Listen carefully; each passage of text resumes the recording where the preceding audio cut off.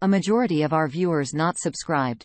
Please subscribe to support us and stay tuned for more captivating chronicles. I had always considered myself a bit of an awkward guy when it came to romantic relationships. I hadn't been very successful with dating before I met my fiancée, Kathy.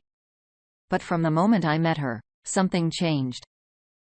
It was as if a switch had been flipped, and I fell head over heels in love within the first minute of our conversation. It was an entirely new experience for me, and I just knew she was the one I wanted to spend the rest of my life with. Inexplicably, it seemed that Kathy felt the same way about me. Our connection was so strong that we were discussing our future together within days. We talked about having children and moving in together. And I couldn't have been happier. Those early days were filled with the kind of happiness and excitement I had never felt before. However, things took a troubling turn when I stumbled upon a message on her phone that raised suspicions.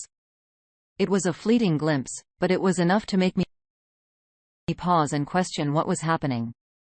That night, while Kathy was asleep, I couldn't ignore the nagging feeling in my gut, so I decided to go through her phone. I'm quite comfortable with technology, given that I make a living through mobile apps I've developed. Although I didn't find anything that definitively proved she was having an affair, I discovered a series of red flags that left me deeply concerned. There were deleted messages, which was suspicious in itself, and a Snapchat contact with an icon indicating extensive interaction, something I hadn't known about before. To make matters worse, I stumbled upon pictures of a guy the first didn't recognize. As my suspicions grew, I became increasingly desperate for answers. In my quest to uncover the truth, I made the difficult decision to install spyware on her phone, hoping it would provide the clarity I so desperately needed. This marked a significant breach of trust in our relationship, but I felt compelled to understand what was happening and why someone I loved so deeply would accept my marriage proposal while being involved with someone else. The next day, as Kathy was set to embark on a 5-day business trip, a common occurrence in her sales job, the messages between her and her affair partner intensified. I was devastated, and the shock was so overwhelming that I vomited several times.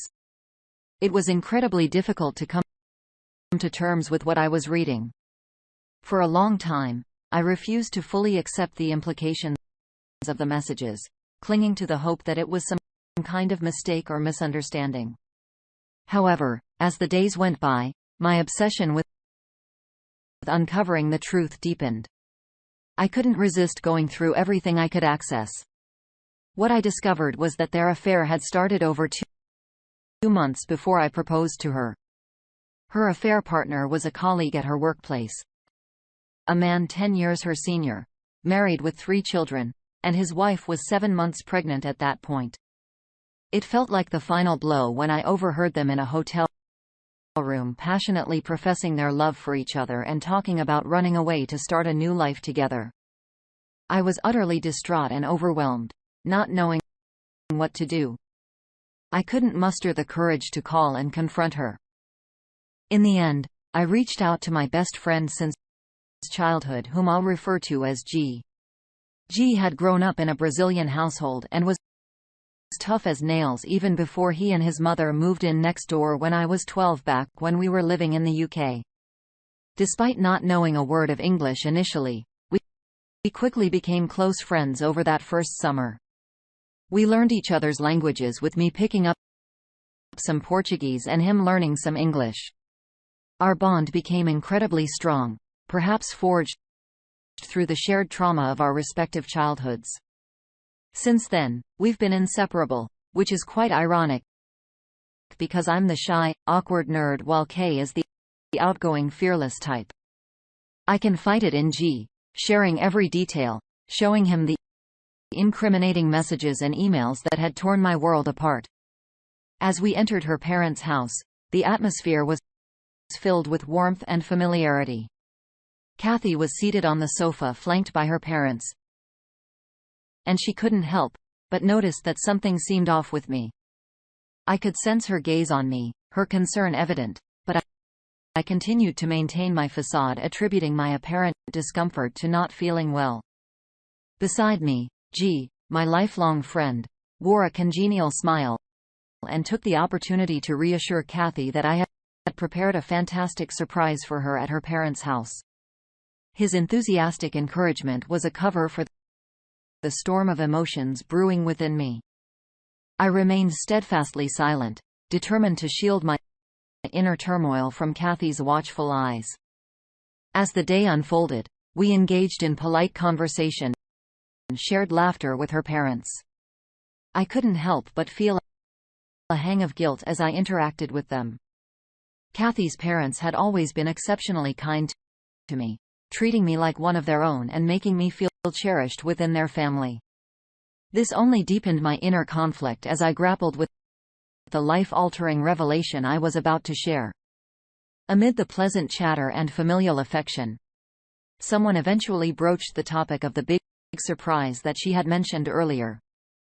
The anticipation in the room was palpable, and G gestured for me to take the floor. Gathering my thoughts, I began to express my heartfelt gratitude for Kathy's parents.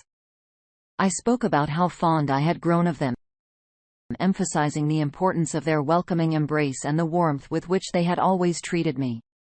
It was a sincere testament to their generosity and the pivotal role they had played in my life.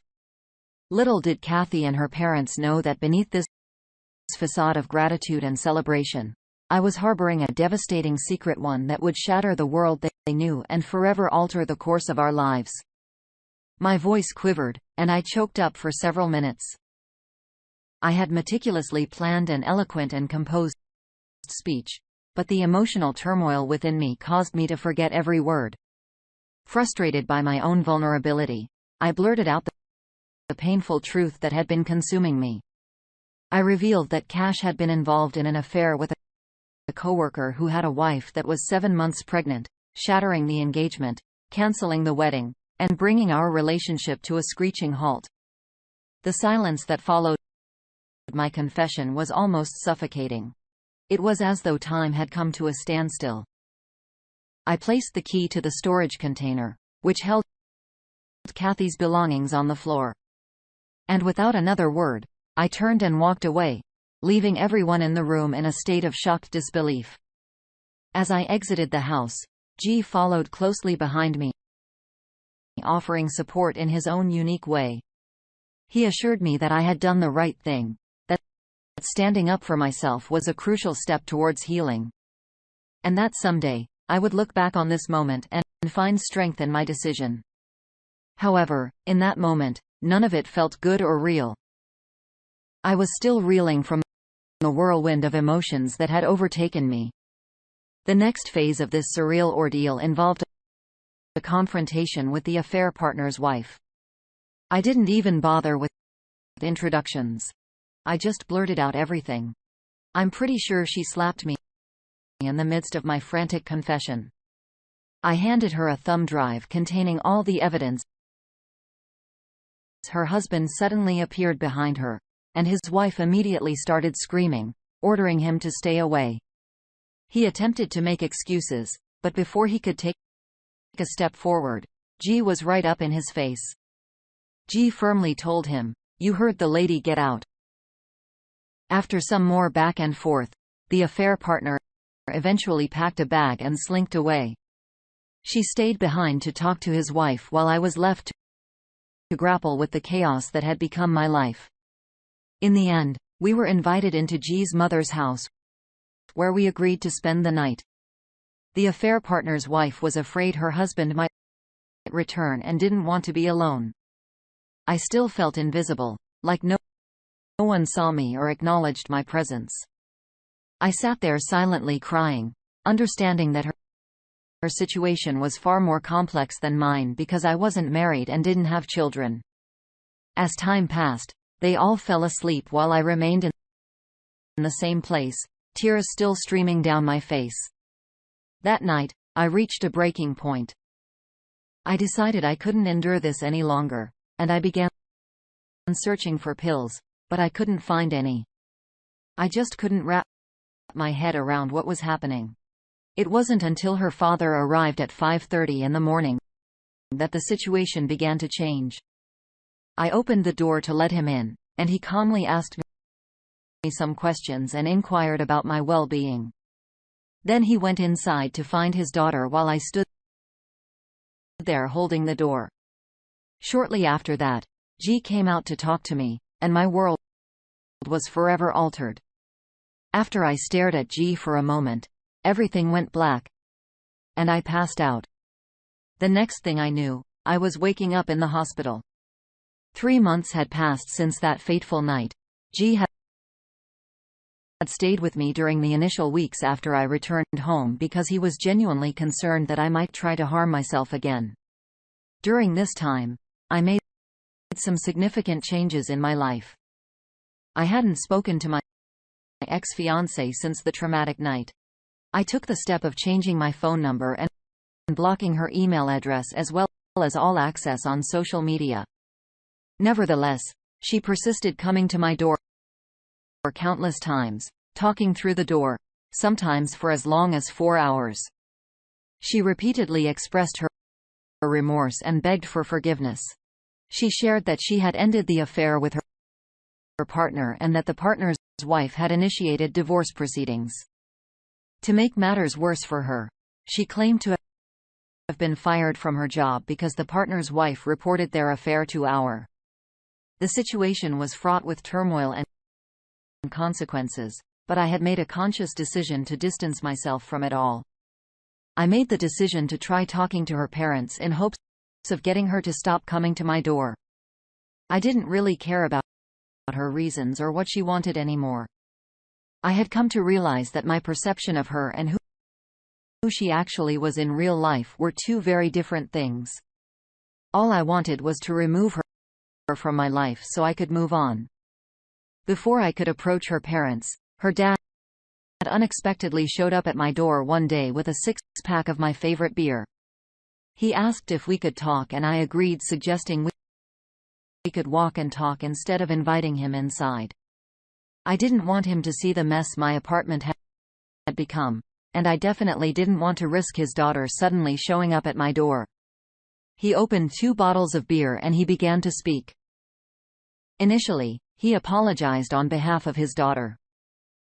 Then he opened up about the pressure he and his wife had faced from their daughter to approach me and somehow facilitate a conversation between us. He admitted that his daughter was spoiled and selfish, and he hoped that she would finally have to face the full consequences of her actions. Perhaps he believed that this experience could ultimately lead her to become a better person. I asked him if there were any problems between us, and he assured me there were none. He even made a light-hearted comment suggesting that maybe it was time for me to get a divorce.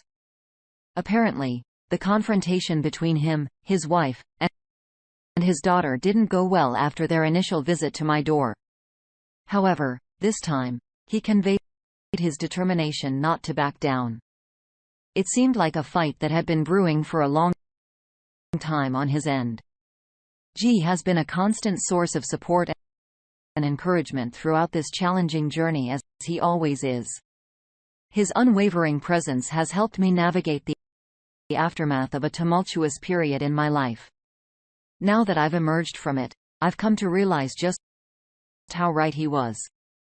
He had always believed that someday I would feel proud of standing up for myself, a feat I rarely attempted in the past. And now I do feel proud of what I've done. I stood up for myself, something I usually never did, and it feels empowering. I'm even determined to do it again in the future when necessary. Despite my resolve to distance myself from my ex-fiancée, she persisted in showing up at my door. This time, however, I chose to engage with her. She begged me to let her in so we could talk, and surprisingly, I agreed. I set the condition that we would meet at a local park in half an hour. I didn't want her inside my chaotic living space, fearing that she might make accusations or escalate the situation. Strangely, I wasn't nervous about our meeting. I felt strangely composed and even somewhat positive. When I arrived at the park, I found her there, tears streaming down her face. We engaged in some meaningless small talk at first. She attempted to pry into what her father and I had discussed, but I firmly told her it was a private matter between him and me, none of her business. As her tirade continued for what felt like hours, I couldn't help but feel detached from her. It was an unusual sensation because I had never felt that distant from anyone before. Eventually, I decided to call her dad to come and pick her up. I informed her that I forgave her, not because I wanted to rekindle our relationship, but because I no longer wanted to carry the burden of anger, hatred, and hurt. Getting back together was simply out of the question. I made it clear that people who truly love each other don't engage in the actions she had taken against me, and trust once broken is challenging to rebuild. She cried hysterically, and I watched without much emotional involvement. In the end, I expressed that she would seek counseling and work on fixing whatever was broken inside her. It was a moment of closure, one that marked the beginning of my journey towards healing and moving forward. After our conversation at the park, I decided to call an Uber and head to the local animal shelter. There, I adopted a kitten and gave it the name Shiny. G made a light-hearted comment about being blinded by my new shiny spine, referring to my newfound courage and assertiveness. Shiny was a constant reminder for me to stand up for myself, a symbol of the positive changes I was making in my life. I was proud of how I had handled the situation with my ex-fiancé. Instead of resorting to anger, yelling or name-calling, I had chosen the high road. It was a testament to my growth and newfound strength. I focused on moving forward, enjoying the company of my amazing kitten, and finding joy in the simple pleasures of life. Later, G was planning to come over to play some video games and share some beers. It was a welcome distract, the chance to have fun with a good friend. Despite the mixed emotions I felt about my ex, there was an underlying sense of relief that I was finally moving past this chapter in my life. I would cherish the good times we had, but I was also looking forward to a future free from the turmoil and uncertainty that had marked this difficult period. It was what it was, and now I was ready to embrace what lay ahead. Dear listener, if you have reached this far, please consider subscribing our channel, as it helps and motivates us to continue our work.